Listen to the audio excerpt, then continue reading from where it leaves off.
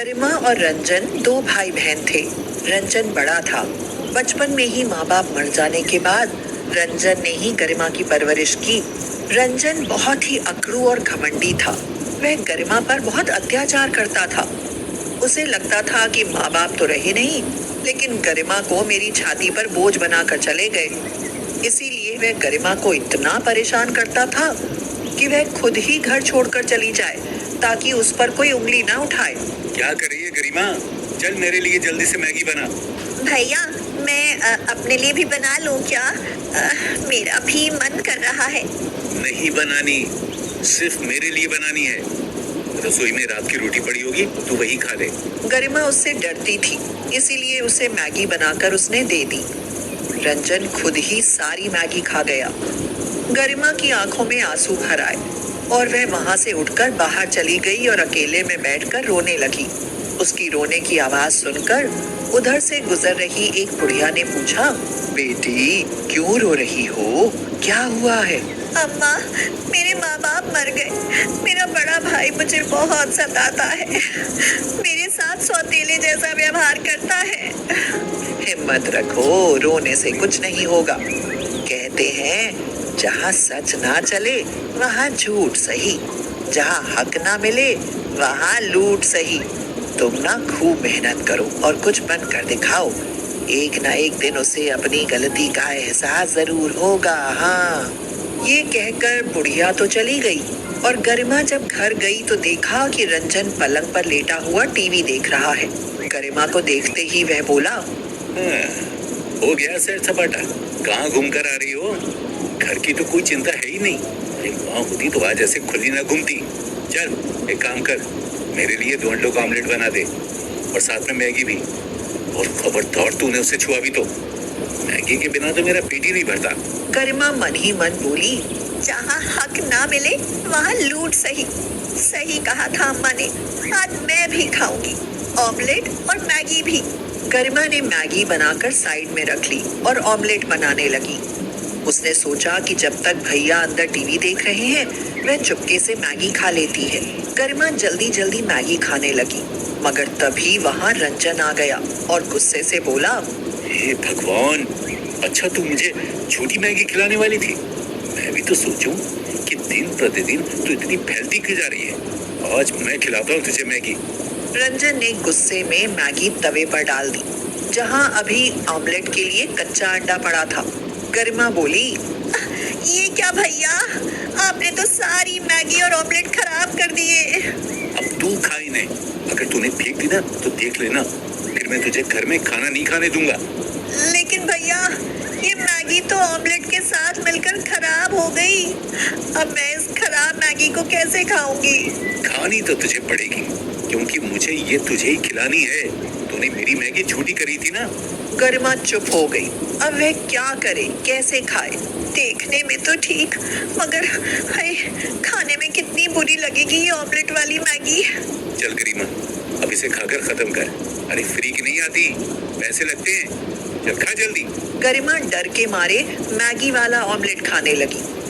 उसे लगा था कि इसका स्वाद बहुत बुरा होगा, लेकिन ये तो इतना स्वाद लगा कि मन कर रहा था कि वह खाती ही रहे। अगर भैया को बताया कि ये बहुत स्वादिष्ट है तो वो मुझे खाने ही नहीं देंगे। इससे तो अच्छा है कि मैं चुपचाप मजे लेकर खाती रहूं। हाँ। क्या सोच रही है? चल जल्दी खा, और भी बहुत काम है। गरिमा ने सारी ऑमलेट खत्म कर दी और मुंह बनाते हुए कहा, भैया, आपने जबरदस्ती इतनी गंदी मैगी वाली ऑमलेट खिलाई। मेरा तो मन बेकार हो गया, उल्टी आ रही है। रंजन एक बार फिर उसे परेशान करके बहुत खुश हुआ। इसी तरह समय गुजरता जा रहा था।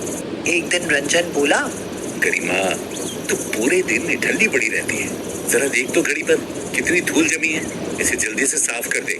गरिमा जैसे ही घड़ी साफ करने लगी, घड़ी नीचे गिर पड़ी और गिरकर टूट गई। गरिमा, तुझे दिखाई नहीं देता? तूने इतनी सुंदर घड़ी तोड़ दी। भैया मुझे माफ कर दो, मुझसे गलती हो गई, लेकिन मैंने जानबूझकर नहीं किया।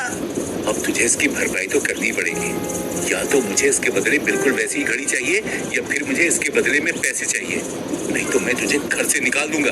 भैया, ये तुम क्या कह रहे हो? मैं भला कहीं से भी ला, कुछ भी कर, पर ये घड़ी मुझे वापस चाहिए। गरिमा मन ही मन सोचने लगी।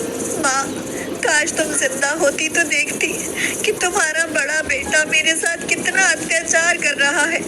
अब मैं ऐसी घड़ी लाने के लिए कहाँ से पैसे जुटाऊं? तभी उसकी नजर रसोई में रखे अंडों पर गई तो उसे उस दिन की मैगी वाले ऑमलेट की याद आ गई। अगर मैं मैगी वाली ऑमलेट बनाकर बेचने लगूं तो? लेकिन बेचने के लिए मैगी और अंडे कहाँ से लाऊंगी? भैया से पूछना पड़ेगा। भैया, एक बात बोलूं? मुझे मैगी वाली ऑमलेट बनाकर बेचनी है। जो भी पैसे आएंगे ना, उनसे घड़ी खरीद लाऊंगी। मेरे माथे पर क्या बेवकूफ लिखा है? इतनी खराब चीज कौन खरीदेगा? मैगी वाला ऑमलेट बनता है क्या? भैया, अगर नहीं बिका तो मैं ये घर छोड़कर हमेशा के लिए चली जाऊंगी। रंजन खुश हो गया कि उसकी आंख का कांटा खुद ब खुद निकल जाएगा। उसने सोचा कि वह उसे कुछ मैगी के पैकेट और ऑमलेट के लिए अंडे दे देता है। कम से कम इससे उसे जिंदगी भर के लिए छुटकारा तो मिलेगा। गरिमा बहुत खुश हुई। उसने फटाफट वहां से सामान उठाया और मैगी ऑमलेट बनाने की तैयारी करने लगी और एक मेज बाहर रखकर उस पर मैगी ऑमलेट बनाने लगी। अरे भाई, कोई देखो, सब लोग आओ। देखो तो मेरी बहन पागल हो गई है, मैगी वाली ऑमलेट बना रही है। अरे वाह, देखने में तो बहुत अच्छी लग रही है भाई। हो सकता है खाने में भी अच्छी लगे। गरिमा ने 20 रुपए प्लेट मैगी ऑमलेट बेची। रंजन उसे मुंह चढ़ाते हुए वहां से चला गया। गरिमा के पास कम सामान था, इसलिए कम ही बना सकी, लेकिन जिसने भी खाई तारीफ करता चला गया। गरिमा ने सोचा, आज मेरी जितनी भी मैगी ऑमलेट बिकी है, क्यों ना मैं इन्हीं पैसों से और सामान खरीद कर यही काम शुरू कर दूं? कम से कम मुझे किसी के आश्रित तो नहीं रहना पड़ेगा। अगले दिन गरिमा ने उन्हीं पैसों से और सामान खरीदा, लेकिन अगले दिन अब और भी ज्यादा बिक्री हुई। अब तो गरिमा जितनी भी मैगी ऑमलेट बनाती उतना ही बिक जाता। सबसे पहले वह रंजन के लिए हूबहू वही घड़ी खरीद कर लाई जो उससे टूटी थी। फिर उसने अपने लिए एक ठेला खरीदा और वह बाजार में जाकर मैगी ऑमलेट बेचने लगी।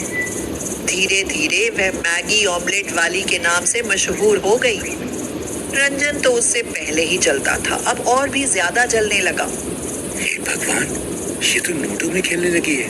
10 मैगी के पैकेट से काम शुरू किया था, अब 100 पैकेट बनाकर बेचती है। लोग इसके आगे पीछे लाइन लगाकर खड़े रहते हैं। आज मैं इसके सामान में रेत मिला देता हूँ। लोग किरकिरा मैगी ऑमलेट खा नहीं पाएंगे। हो सकता है काम ही बंद हो जाए। ये सही रहेगा। जैसे ही रंजन मुट्ठी भर रेत उसके मसालों में मिलाने के लिए चला, वैसे ही गरिमा ने उसका हाथ पकड़ लिया और बोली, बस भैया, अब और बर्दाश्त नहीं करूंगी। मेरे साथ जो किया वो ठीक, अगर मेरे काम के साथ कुछ किया ना तो मैं बर्दाश्त नहीं करूंगी। हाँ, आज से मेरा तुम्हारा कोई रिश्ता नहीं। गरिमा, मुझे माफ कर दे। मैंने हमेशा तुझे बोझ समझा। आज मैं खुद अपनी नजरों में शर्मिंदा हूँ। मुझे ऐसा नहीं करना चाहिए था। मुझे माफ कर दे मेरी बहन। आगे से तुझे कोई शिकायत का मौका नहीं मिलेगा। अब मैं भी तेरे काम में तेरा हाथ बटाऊंगा। मुझे माफ कर दे।